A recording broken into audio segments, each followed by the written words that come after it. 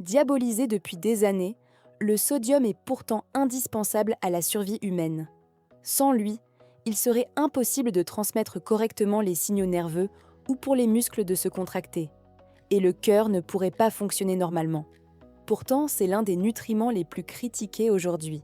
Le problème, ce n'est pas le sodium, c'est le sel transformé consommé, et cela change tout. Le sodium est un minéral vital. Le corps en contient environ 100 grammes, et il régule cette quantité avec une précision extrême. Le corps est conçu pour conserver le sodium. Les reins en filtrent de grandes quantités chaque jour, puis en réabsorbent plus de 99%. Si le sodium baisse réellement, fatigue, faiblesse, crampes, confusion. Et dans les formes sévères, convulsions. Le sodium joue aussi un rôle central dans la répartition de l'eau, maintenant l'équilibre entre les cellules, le sang et les tissus. Chaque pensée, chaque mouvement, chaque battement cardiaque repose sur un signal électrique dépendant de la pompe sodium-potassium. Dans chaque cellule, le sodium est expulsé vers l'extérieur pendant que le potassium entre à l'intérieur, créant une tension électrique. Le sodium intervient aussi dans l'absorption intestinale. Il permet le transport du glucose et des acides aminés à travers la paroi. Une partie du sodium est stockée dans les os, comme une réserve mobilisable si nécessaire. La majorité du sel consommé provient des produits industriels. Plats préparés, pain, charcuterie ou sauces, même les céréales. Ce sel est raffiné, chauffé, lavé et purifié, jusqu'à obtenir presque uniquement du chlorure de sodium. Les autres minéraux, comme le magnésium, le potassium ou le calcium, sont éliminés.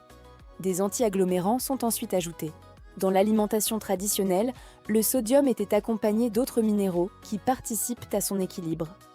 Le magnésium intervient dans la pompe sodium-potassium, tandis que le potassium équilibre les effets sur la pression artérielle.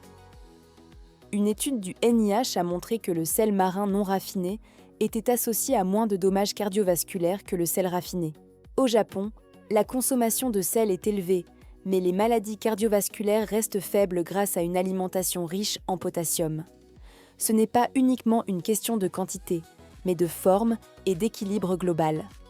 À l'inverse, un excès de sodium transformé peut entraîner hypertension, rétention d'eau et surcharge rénale. Le message n'est pas de supprimer le sel, mais de choisir un sel peu transformé qui conserve ses minéraux naturels. L'équilibre repose sur 3 éléments: un sel de qualité, une alimentation riche en potassium et des aliments peu transformés.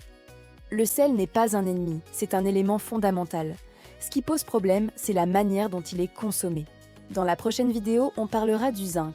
Abonne-toi pour ne pas rater la suite.